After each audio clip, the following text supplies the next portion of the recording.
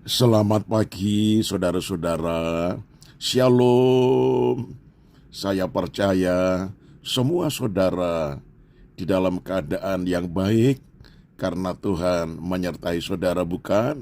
Puji Tuhan. Itu sebabnya mari kita ucapkan syukur untuk pagi yang indah ini. Sekaligus kita akan menerima renungan pagi. Tuhan Yesus, kami bersyukur karena anugerah-Mu, kami boleh menikmati hari yang baru hari ini, yaitu hari Kamis. Kami bersyukur karena kami dipelihara oleh Tuhan dalam keadaan tubuh yang sehat, dan kami ingin menerima renungan pagi lewat suara gembala. Berfirmanlah ya Tuhan, dalam nama Tuhan Yesus, haleluya, amin. Tema renungan pagi ini yaitu jangan seperti orang bebal. Mazmur 53 ayat 2 berkata demikian. Orang bebal berkata dalam hatinya, tidak ada Allah, busuk dan jijik kecurangan mereka. Tidak ada yang berbuat baik.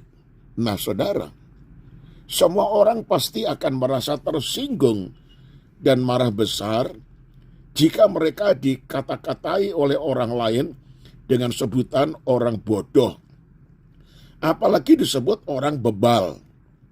Nah, dalam teks aslinya, kata bebal diartikan sebagai orang yang bodoh, jahat, dan tidak menghormati Tuhan. Orang bebal dapat diartikan pula orang yang sukar sekali untuk mengerti, tidak cepat tanggap, tidak mau berubah karena ia menolak pengertian dan pengajaran. Nah saudara, kita secara terang-terangan tidak mau disebut bebal. Namun dalam praktek kehidupan sehari-hari, sadar atau tidak, kita seringkali berlaku seperti orang yang bebal.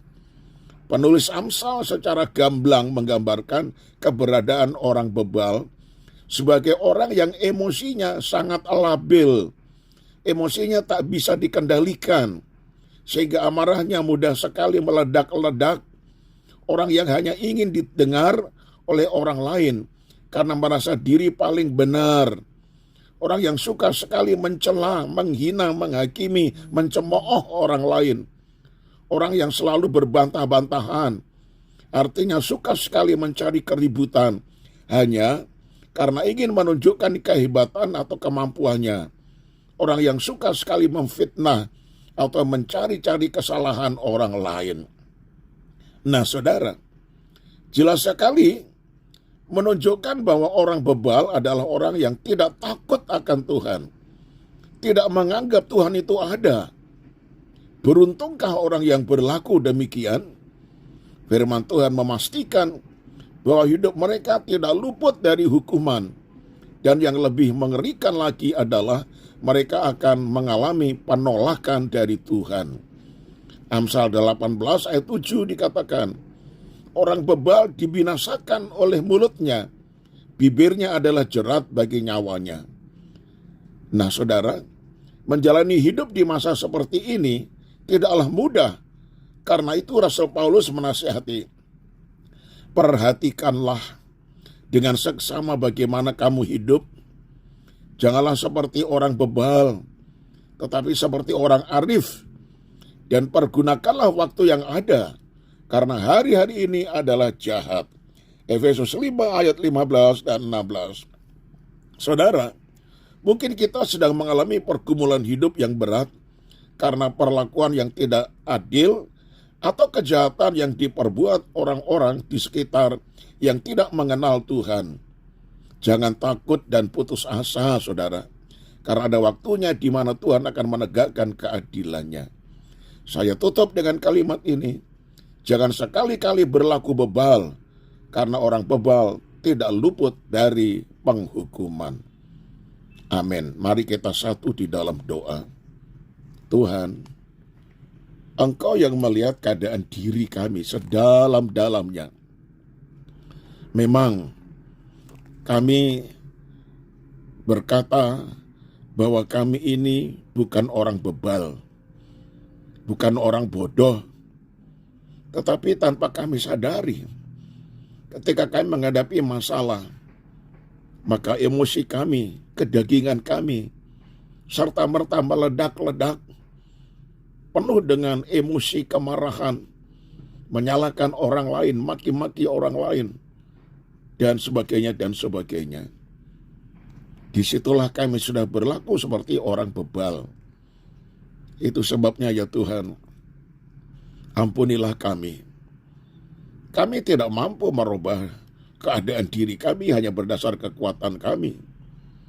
Tetapi Roh Kudus adalah roh penolong yang dapat memberikan kepada kami kemampuan ekstra sehingga kami mampu mengatasi kedagingan emosional kami, sehingga kami bisa mengendalikan diri kami, sehingga kami tidak melampiaskan amarah meledak-ledak sebegitu rupa secara tiba-tiba. Kami percaya karena kami sudah di dalam Kristus, maka Roh Kudus akan membentuk kami menjadi ciptaan yang baru, yang lama sudah berlalu, dan yang baru itu datang di dalam hidup kami. Hidup kami ini adalah hidup yang menjadi berkat bagi orang lain, lewat perbuatan kami, perkataan kami, yang senantiasa penuh dengan sejahtera, sehingga di mana-mana kami mempunyai banyak kawan, banyak sahabat, bahkan kami menjadi berkat bagi mereka. Terima kasih banyak Bapa di sorga. Biarlah kami boleh hidup seturut dengan firman, dan kami mau mentaati apa yang Engkau telah beritakan kepada kami, khususnya pada pagi ini. Terima kasih banyak Bapa. Kami serahkan aktivitas pekerjaan kami sepanjang hari ini.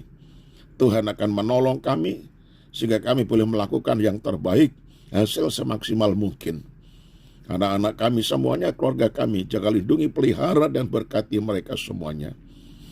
Sekali lagi, kalau masih ada yang sakit, ulurkanlah tanganmu menjamah. Biarlah mereka boleh memandang kepada kuasa Tuhan, bukan fokus kepada penyakit saja. Nanti kiranya Tuhan kuatkan iman dan sembuhkanlah mereka semuanya. Inilah doa yang sudah kami panjatkan demi nama Tuhan Yesus Kristus, Tuhan dan Juru Selamat kami. Haleluya. Amin. Salam saudaraku, sampai berjumpa besok hari dan tetap semangat. Amin.